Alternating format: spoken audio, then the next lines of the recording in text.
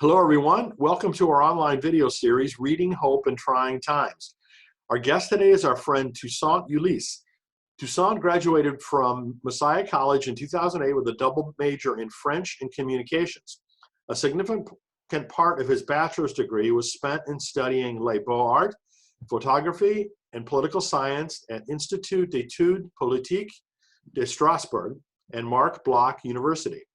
As an award-winning photographer, Toussaint combines his passion for photography with a global awareness. His talent for capturing beauty through photography shows in his work in the wedding and fashion industry. Toussaint is also producing and directing a documentary film commissioned by Ed Rendell, former governor of Pennsylvania, titled Haiti, The 12th Hour, which focuses on the educational system in his homeland of Haiti. Toussaint is also the author of a children's book titled Superheroes of Service, an immigrant story. Toussaint's photography path is specializing in wedding, fashion, family portrait, and wardrobe styling. He has dressed up celebrities such as Vice President Joe Biden for the inauguration night in 2008, an American Idol finalist for their final performance, and a Top Chef seven-time winner, Kevin Zabrega, to name a few. Through his job at Thomas Pink, Toussaint has been able to connect with and style events for GQ and Glamour magazines. Toussaint has also worked with us at the New Jersey Publishing and Color Conference, so it's really great to have him here with us today. Hello, Toussaint. Hello, Brian. Thank you so much really for having me on this beautiful day. Today happened to be May 18th. It's Haiti Flag Day, which is a big day in Haiti. I didn't realize that. What good timing. Yeah, perfect timing. It's going to be better. Well, it's so good to see you again, even if it's not quite in person like we would have been doing this spring. But next best thing, I guess, is Zoom. So yes, beauty. A huge thank you for technology and how we're trying to do our best with what we have. And but the beauty about the spirit is we still haven't seen God, at least for my 42 years being alive. But I just know He's here through the connection with the Spirit. So with the technology, we're not there physically, but in the spirits we are connected indeed. Yes, I totally agree.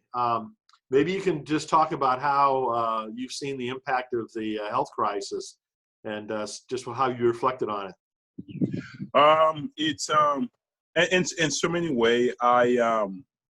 You could say one of the beauty or one of the unfortunate coming from Haiti or some African countries is because one of the beauty of that is you always prep for a moment like this.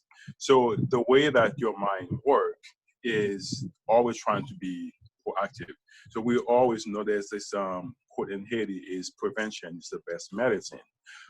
So by that, when we talk about being to Haiti to the cholera after the earthquake, so being in Haiti during that cholera, I do have a good idea on really how to keep my hands clean and how to operate in the environment where there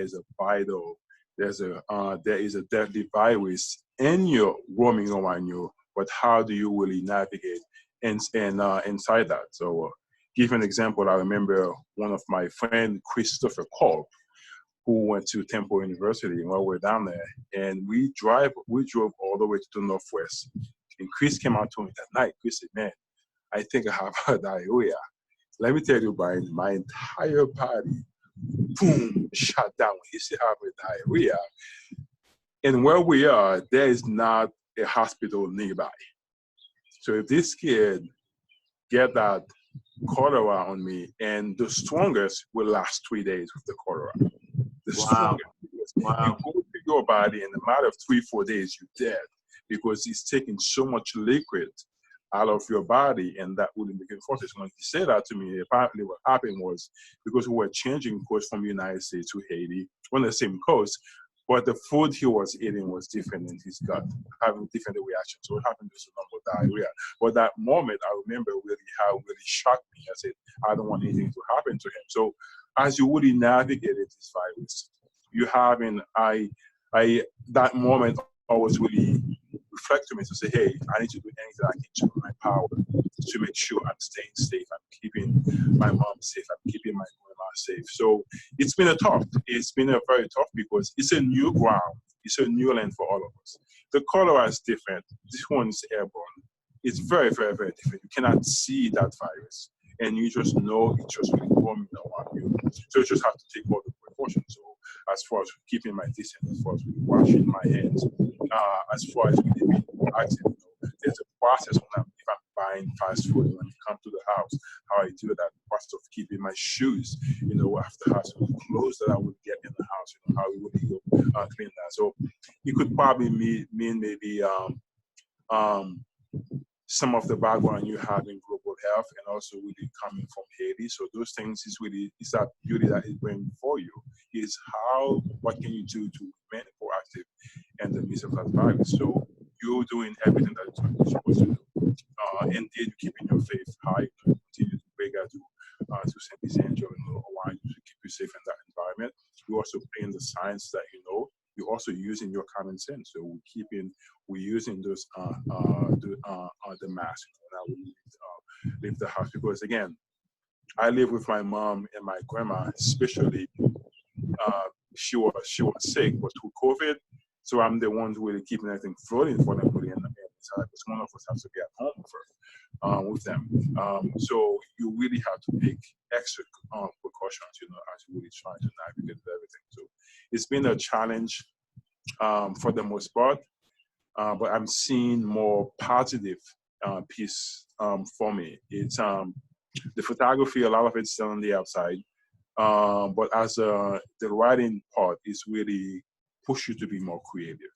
It's push you to continue to write more. So I'm seeing more. I'm having more time to conduct some of my interviews via Zoom with some of the guests that I have and some of the projects that really I'm working on. So for the most part, if you ask me, it can seem to be more as a blessing than it is a curse for most people. Wow, that's really good to hear. And it's unfortunate some people die from it. Do not get me wrong with that. But the time that it creates for me, and then how it's really put me in the situations where I can really write, and I really can think practically on what I really want to write about. And you have the entire universe to know really about. Well, this campus right now is really all empty. It probably will be empty by now because since it's May anyway. But there are so many doors that is open because it pushes your creativity back in a whole different spectrum. The first few days were really, really tough. But again, coming from Haiti, I know how to really get at that spot, that spectrum. You don't stay in the dark for too long. You can't. You really need to find a way to say, okay, if I'm going to cry for one day, if I'm going to cry for 2 days, then the third day I need to raise, and the third day and say, okay, what am I going to do on that third to continue to a life as usual? So it's the same thing happened during the earthquake. When I hear the call, for the first few days, I cry really in my shower by myself. But after that, the hats kick off. What exactly can I do from where I am to make sure to say, what is God's calling into that? What is exactly that God equip me to see in the middle of that disaster? What is the gift that I have that he's going to enable me to really show his presence, to really show what he is doing, how he's speaking to me, to the people in that moment. So, and it's a time that I believe that calls for all of us, the light that we have in us. And the world's basically really looking into us as spiritual giver, spiritual guidance, the light that we have. Because the time needs to be shine. It's right now. Because where are they going to get the hope come from? So we have to have this in. So in so many ways, I'm fortunate to be able to come from Haiti. That's equipped me for something like this. Yeah, so I can see how you've learned from your experience, and it's very valuable.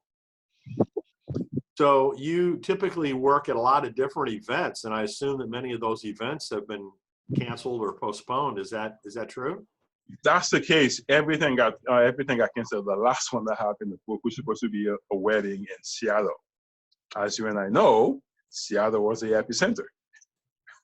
So the wedding's supposed to happen maybe in 3 weeks, and then I got the email, from the groom and the bride wedding planner saying that basically we're gonna postpone that for 24 months. Say, hey, I expect that to happen, guys. We're keeping really everything the same.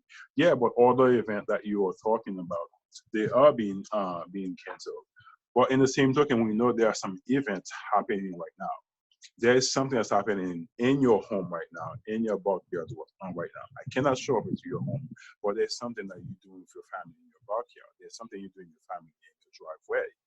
So as a photographer, one of the things the spirits, that really God gave me right away was, what if I can document the life of in quarantine?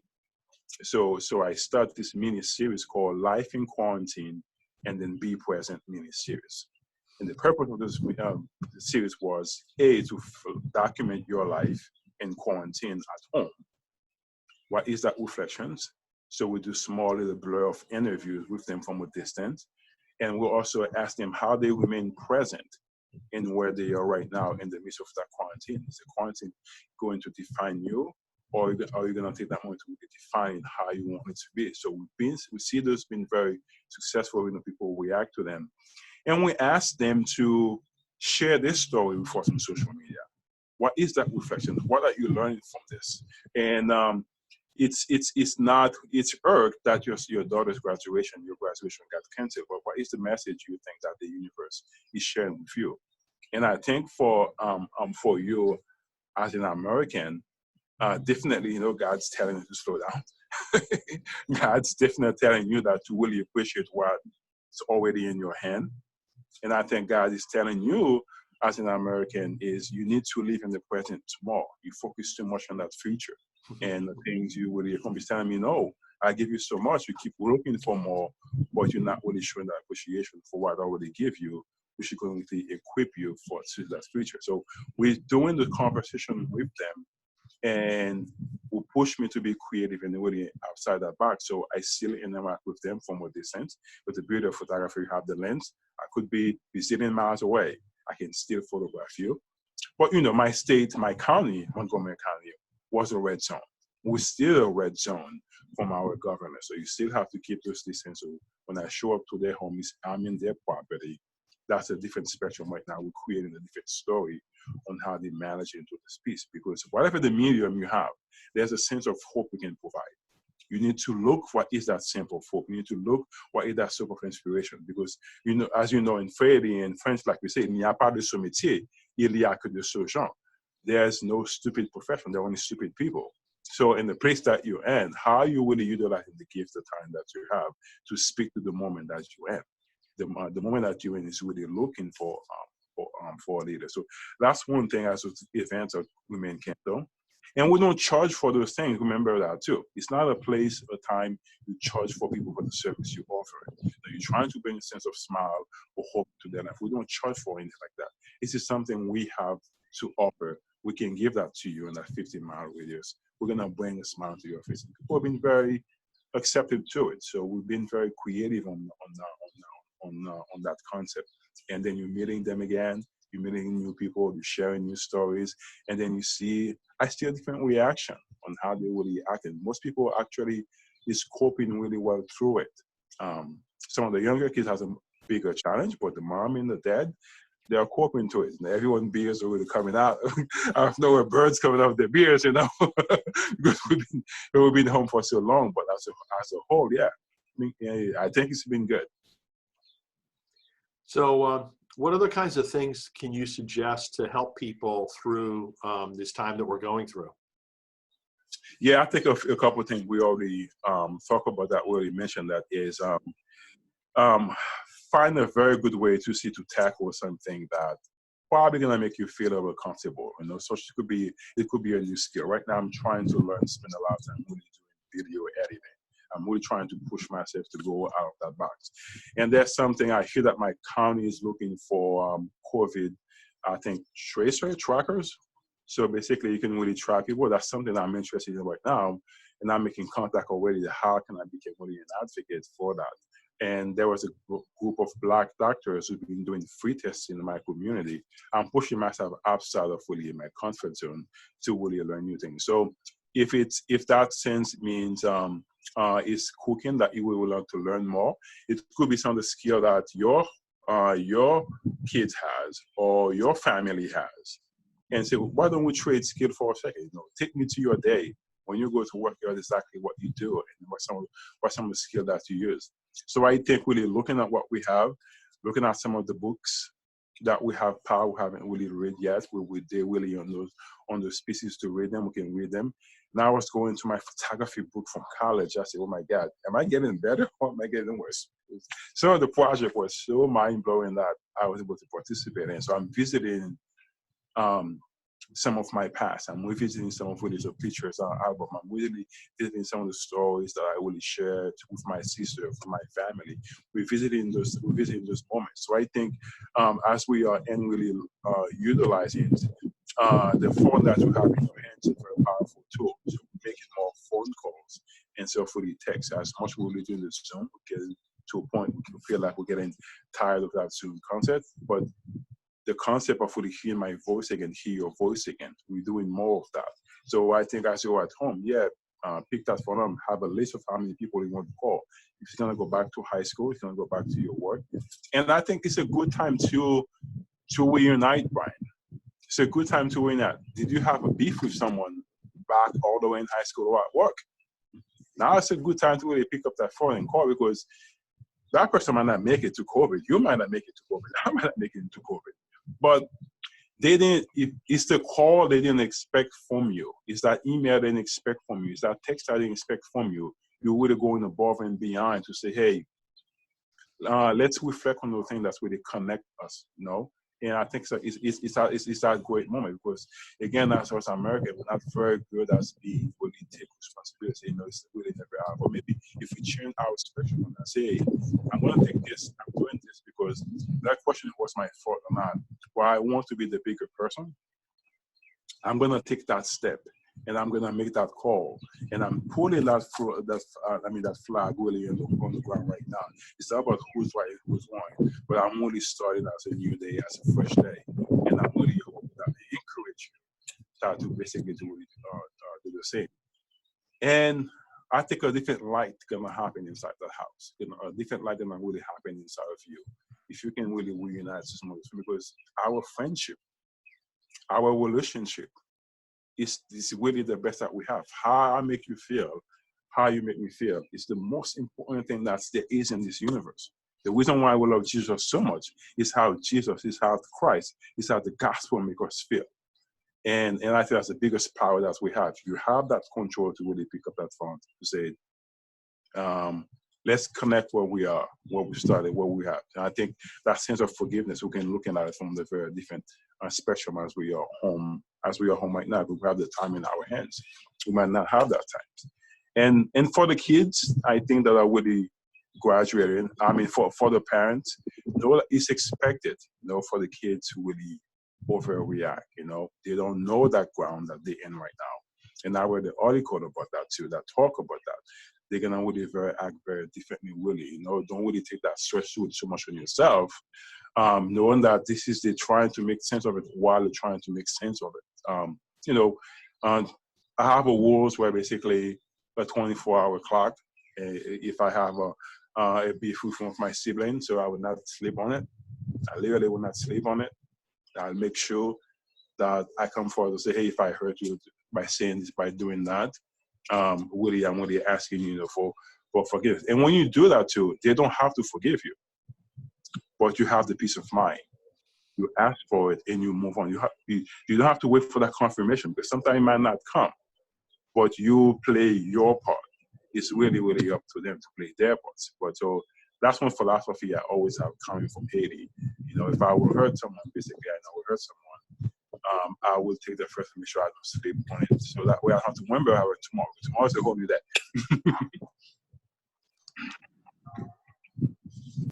So, Toussaint, would you like to tell us a little bit about some of the new projects that you're working on? Yeah, currently right now we are working on a book project called The Future is Women. And that book is really focused on how we are looking at local celebrities that live among us in our community. And that we probably think that, they are local celebrities, and also people that are really been working behind the scene, that they never have a chance for the camera really to shine light on them. So we're putting this piece together called The Future as Women. The speech take place during the National Convention when the Secretary of State Hillary Clinton was nominated to be the next female president of a major party. So it was a historic moment. As writers, we were always looking for something that was very unique. And I was there as a photographer. That governor went there, gave me access for 4 days to document the entire National Democratic Convention. And with that, the idea come about, what if I do a book that would highlight local celebrities, that would highlight women that do amazing work in our community. So we are looking to photograph 45 women. So that's talk about the power of a headshot, the power of your photograph. 45 women, and that live between the state in Pennsylvania and Delaware. And we picked Delaware because Delaware was the first state. And we picked Philadelphia because it's the state of history. That's where we know the history of America, basically where it takes roots. We happen to be in the same two states. It's a perfect blessing for it. Plus the history of Haiti, where Philadelphia is very strong as well. So what we're doing, so collecting stories, we've been working in right now. We have time to do some conferences. So that's the next mission we're working on. Very excited. We're gonna do 45 women because if Harry was elected president, she would be the 45th president. That's why the 45 number comes in. And we're looking at different people with different backgrounds to interview to read that book. And when that book is finished, we'll present a copy of it to the state governor. And we want it to be like a more historical piece. So it's us as artists, in time like this is when us as artists, as writers, will go to work. We have a very powerful tool to change culture. And as an artist, as a writer, as a musicians, as a marketing fix, we have that. We have this. So that's the piece we're working on right now in some other parts. But that's been keeping me a little busy for sure. Good.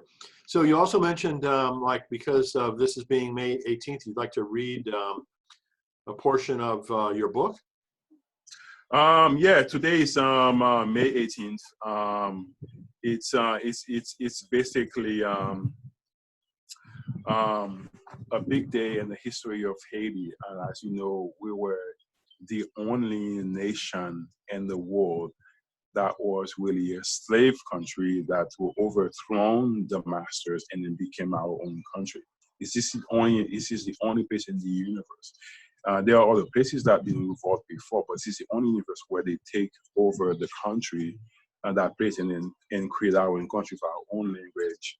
And then the more I'm working, the first book that I was superhero of service doing that. In that book, the more I learn about Haiti's story, the more I realize it's not just Haiti's story. There's so many other countries that have their hands in making Haiti basically what it is.